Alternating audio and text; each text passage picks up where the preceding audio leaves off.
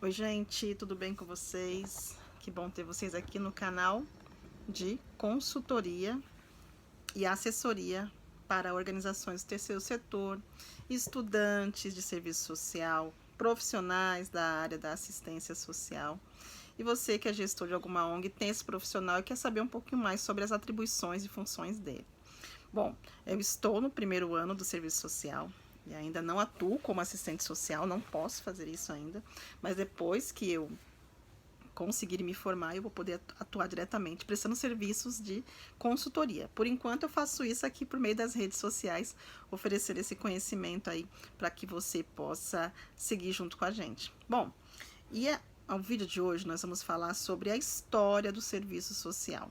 Como surgiu, né? Uma pincelada, claro, é um resumo, porque 10, 15 minutos não dá para resumir anos de história.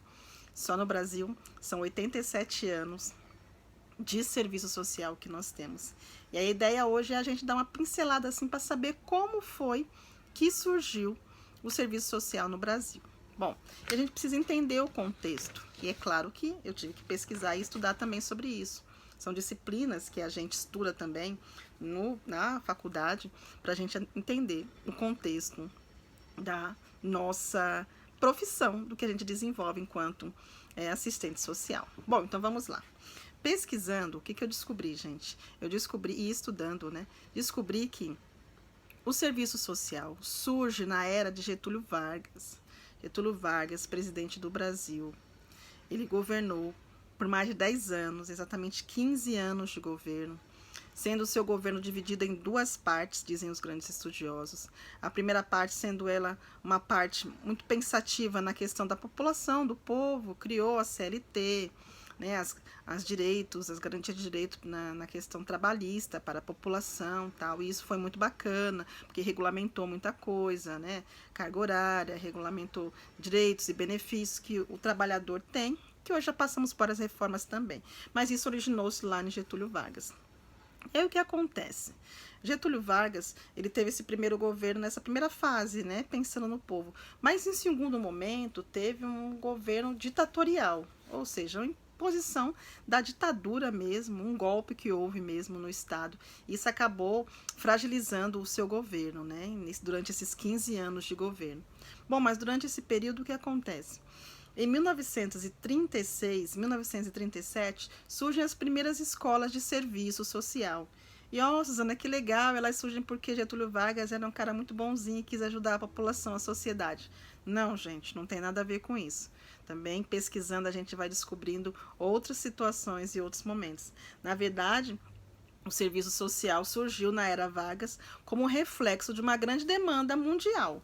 Estava acontecendo um boom no mundo todo, né? O socialismo, que nós sabemos que é o regime que pensa muito na questão da sociedade, na questão da igualdade, na questão da justiça, estava crescendo muito. Em 1917, houve a Revolução Industrial na Rússia, onde o socialismo se expandiu, deu um boom. Isso foi avançando pelo mundo todo, trazendo o grande conceito de que a classe trabalhadora, a classe operária deveria ser atendida e deveriam ter os mesmos direitos. Quem governava até então? Quem regia? Bom, a classe capitalista. É um governo que a gente, um sistema de governo que a gente tem, sistema de economia que a gente tem até hoje no mundo. Lá no passado, estava na mão de quem? Na mão da burguesia, né? Então tinha os camponeses, tinha os burgueses, né? Os senhores feudais. E quem é que gerenciava e regia tudo? É a burguesia, a burguesia. E a classe trabalhadora era sempre a mais prejudicada, sempre a mais prejudicada. Bom, nesse contexto aí, só para a gente entender um pouquinho da Revolução Industrial, esse boom de debate, de discussão, avançou pelo mundo todo e chegou também, claro, chegaram os rumores e chegaram também a própria discussão, diálogo e debate no Brasil.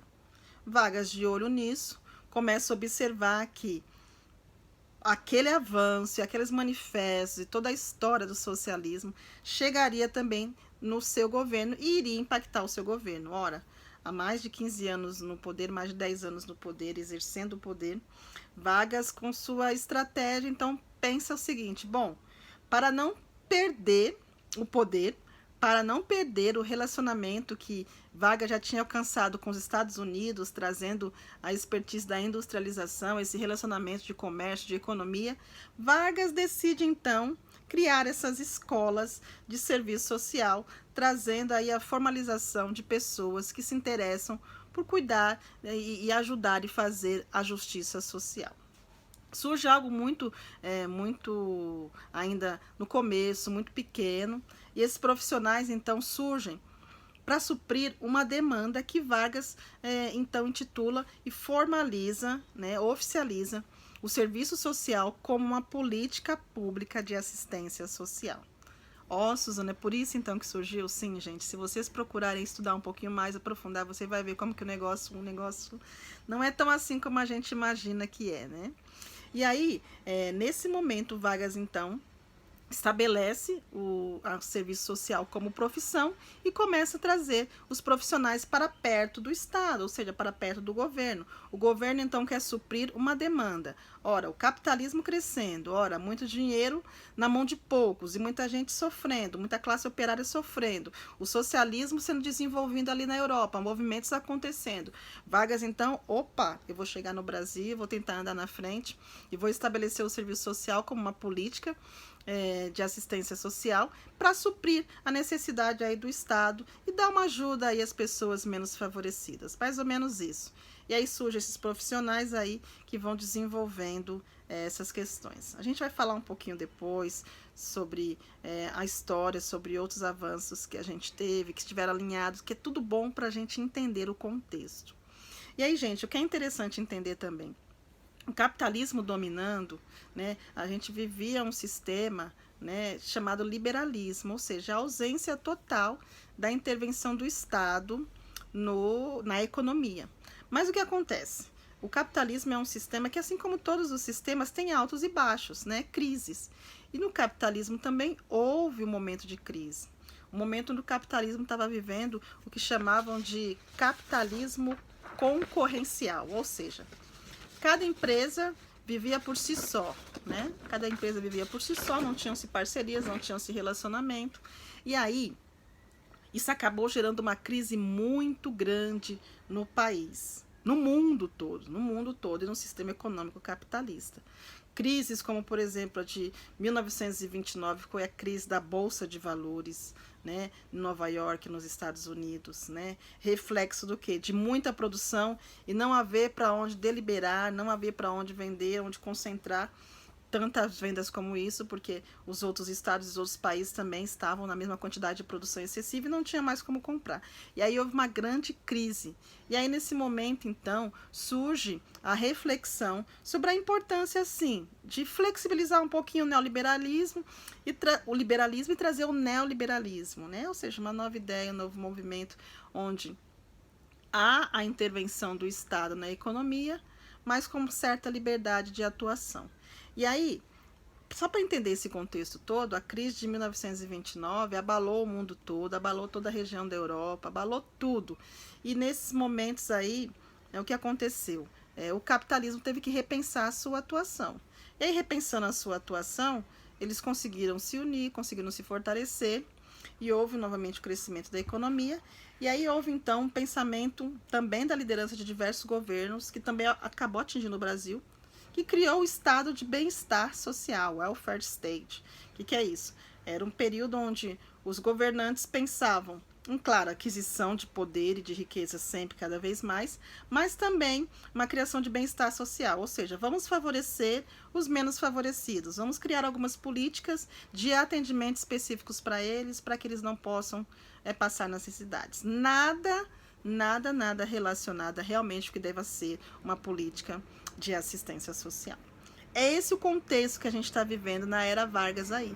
Vargas observa tudo isso e fala, gente, eu tenho que fazer algo muito similar e muito parecido, senão vai dar ruim para mim também no meu governo. E aí, então, Vargas estabelece e formaliza aí a questão do profissional da assistência social, formaliza a profissão do serviço social. Então, só para vocês entenderem que não foi nada de boa vontade, não foi nada de prática de justiça, nada, é interesse mesmo, interesse político para não sofrer retaliações, né? Retaliações muito mais além do que já estava acontecendo dentro do seu governo ditatorial. Então, o serviço social ele surge no Brasil para atender uma demanda do Estado, não a demanda dos trabalhadores, não a demanda da classe operária, como de fato é a proposta do Código de Ética do assistente social. Para isso que ele deve acontecer. Então, nesse momento, o serviço social surge de uma forma muito mais conservadora, de uma forma muito mais tradicional, onde depois, em outros momentos de reflexão, de conquista, de batalhas e de lutas, de fato, o momento em que a gente está vivendo hoje, o serviço social existe como uma política pública, né, no Brasil, de garantia de direitos da classe minoritária, da classe trabalhadora. Então é isso. É isso, esse resumo da história do serviço social. Em outro vídeo a gente vai falar um pouquinho sobre os fundamentos do serviço social. Ele surge, o serviço social, mas em que ele se fundamenta? Por que ele precisa existir? Por que essa política precisa ser existida? O que existe dentro dela que precisa ser suprida dentro da política nacional da assistência social? Então fica com a gente aí, que a gente vai conversar nos próximos vídeos. Um grande abraço para vocês.